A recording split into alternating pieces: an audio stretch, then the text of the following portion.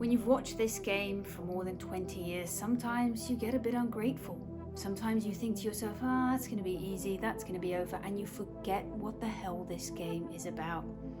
You know, I remember when I read Harry Potter and the Half-Blooded Prince, it was that kind of book that, I didn't want to finish it. So I waited an extra week, I think 2 weeks actually, and only then I finished it. How often have you watched a series and you just didn't want it to end? Now that's exactly what this has been.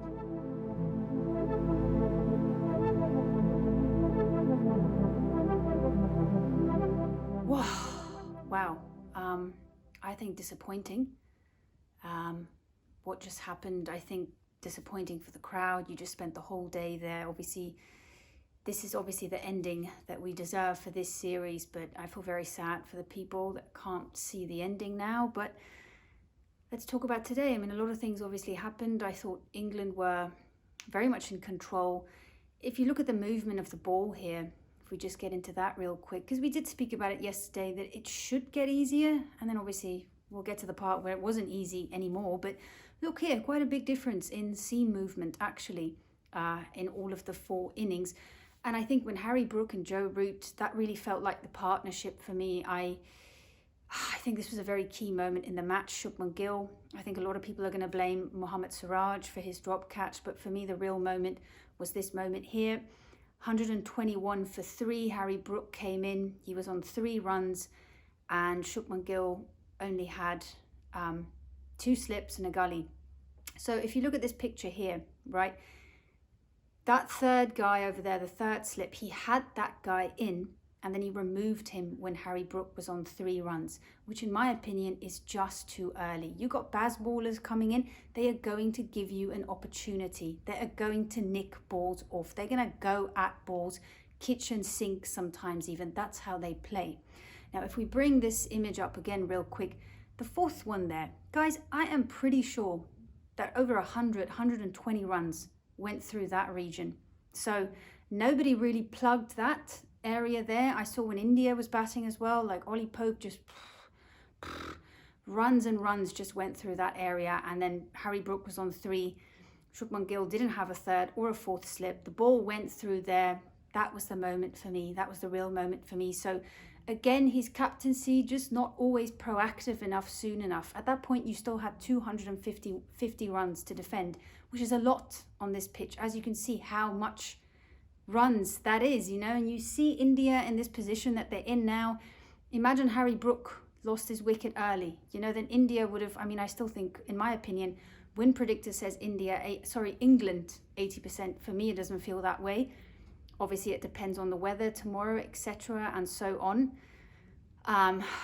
Jamie Smith didn't look too comfortable. Jamie Overton, and then Gus Atkinson, and then Chris Woke. So for me, it almost feels 50-50. I definitely think India can win this game.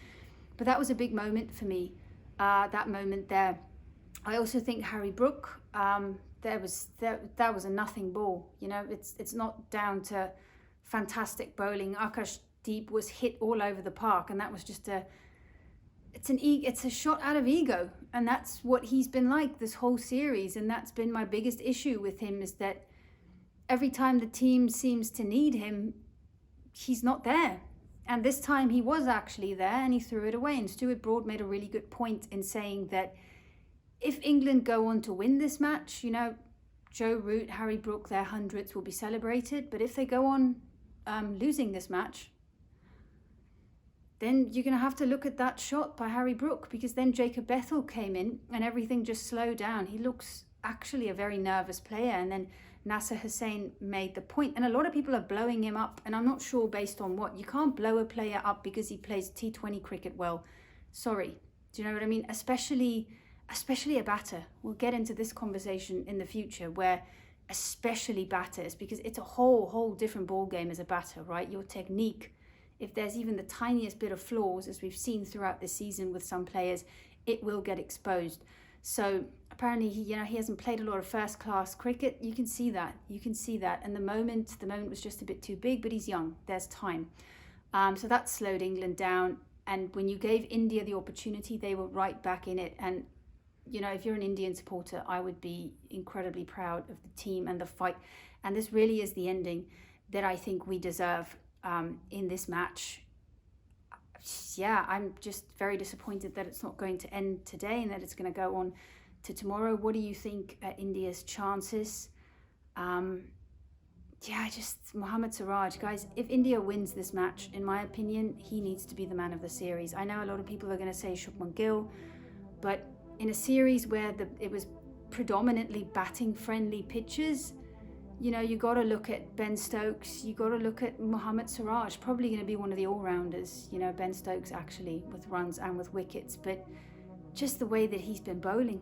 5 test matches now in a row. I mean, the guy's workhorse he's a general. What do you guys call him? DSP? I don't exactly know what that means, but for me, he's just been that wobble seam delivery.